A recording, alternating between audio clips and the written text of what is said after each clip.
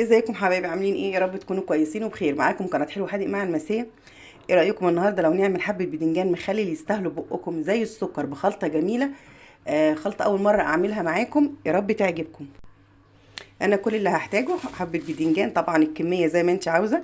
انا واخده حبه بدنجان كتير شويه، تقدري كمان تكتري عن كده وهقولك ازاي. احنا بنحبه البدنجان والمخلل، يعني بيبقى مع معظم الاكلات، بالذات في الصيام عندنا بيبقى حرش كده وطعمه حلو.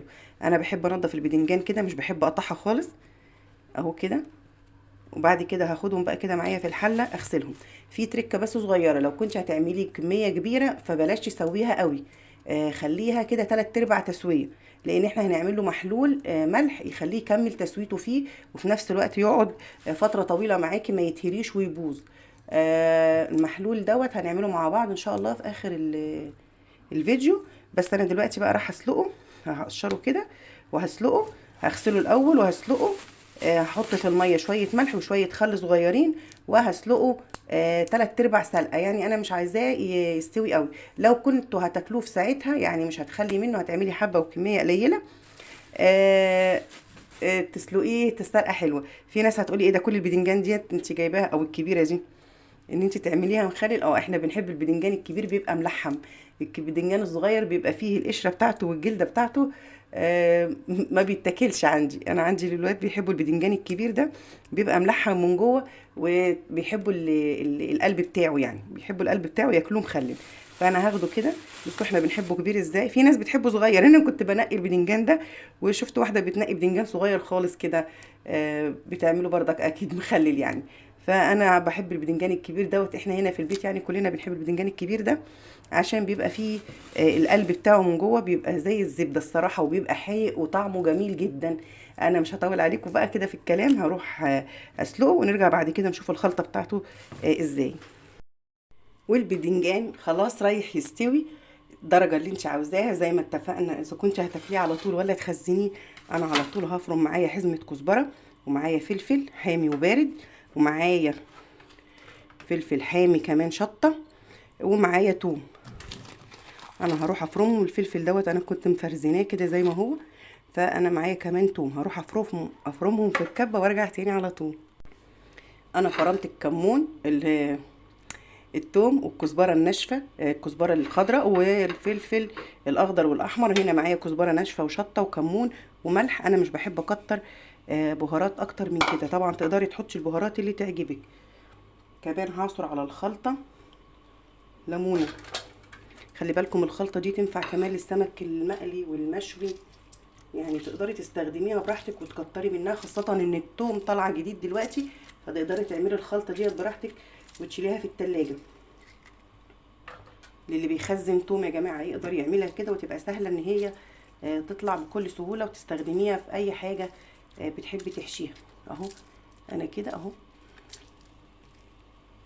عصرت ليمونه. هحط كمان عليهم حبه جزر انا لسه بشراه طازه وجميل اهو، وهقلبهم مع بعض. الخلطه بقت جاهزه، خلطه جباره طعمها جميل. هو اسمه بدنجان مخلل، يعني لازم تخلي الملح مظبوط او ازيد شويه يعني، بس مش زي المخلل العادي، لان احنا هناكله كله مش هنطلعه من الميه بس، يعني اللي هيعمله كده هياكله كله. فيعني مظبوط، يعني حدقه يعجبك، تدوقوا الحدقه قبل كده، يعني تدوقي كده قبل ما تحشي البدنجان بتاعك. انا كده الخلطه بتاعتي جاهزه. هجيب البدنجان هو لسه على النار، لازم البدنجان يكون سخن مولع كده، يعني يا دوبك لو عايزاه يهدى شويه، بس هو سخن كده هيسوي التوم جواه وهيطلع ريحه ولا اروع. ما كلتيش البدنجان ده في اي حته ولا حتى في افخم المطاعم، لان محدش هيعمله سخن كده. هي دي التركه اللي هتخلي البدنجان معاك يروح في حته تانية، انك تحشيه وهو سخن كده. طبعا تقدري تمسكيه بمساكه لو كان سخن على ايديكي، لكن انا واخده عليه كده. الميه السخنه دي مش هتترمي، هي اللي احنا هنحيقها نملحها زي المخلل، ولو كنت هتشيلي كميه من المخلل هتشيليه فيها في الميه دي. يلا بينا بقى نفتح المخلل ده.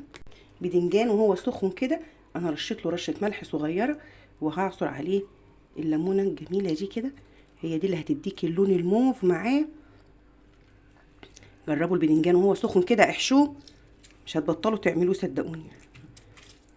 بصوا لونه بيتحول للموف ازاي من الليمون. بصوا انا لسه ما حطيتلوش اي تتبيله.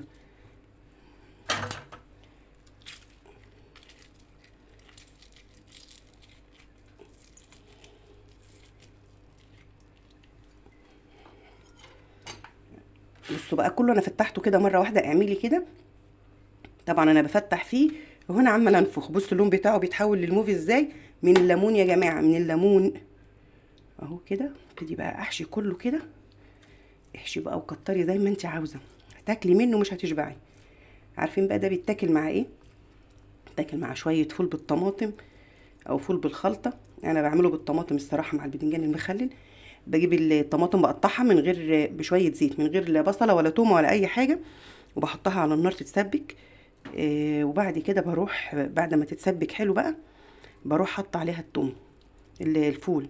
اروح قلب عليها الفول اللي انا مطلعاه من التلاجة من شويه كده، او حتى لو جايباه من بره، واخليه ياخد كام غلوه كده مع بعض. واظبط بقى زيته، يا سلام لو زيت زيتون.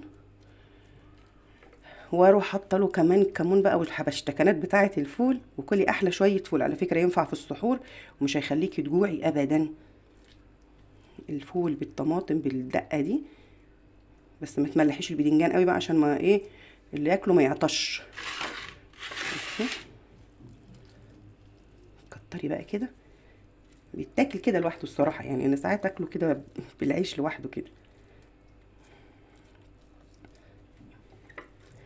ايه رايكم بقى في حبه البدنجان العجب دول؟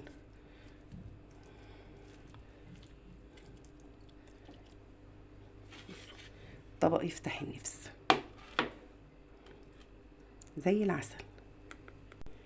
ليمونه كمان، يعلم الله هتاكلوه كده بحاف.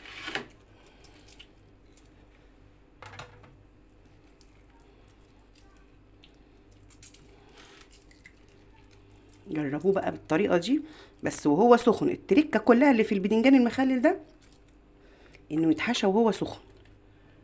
عسل عسل عسل. اظبط الطبق بقى. ايه رايكم؟ احلى حبه بدنجان مخلل ممكن تاكليهم.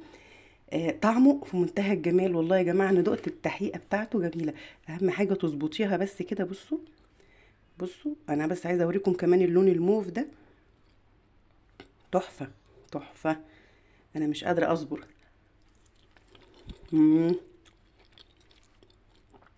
مززواق جميل. يا رب تجربوه ويعجبكم. ما تنسوش تعملوا لايك للفيديو. جربوا البدنجان بالطريقه دي. التركه اللي فين انتوا تحشوه وهو سخن، وانا بعيد عليها كذا مره علشان تجربوه بس كده. استحملي سخنيته شويه واحشوه وهو سخن، هتلاقي الطعم في حته تانية خالص، وهتشمي احلى ريحه منه. الى اللقاء في فيديو جاي ان شاء الله مع حلو حادق مع المسيه. ما تنسوش تشتركوا في القناه وتشيروا الفيديو لاصحابكم واصدقائكم. والى اللقاء في فيديو جاي ان شاء الله. باي.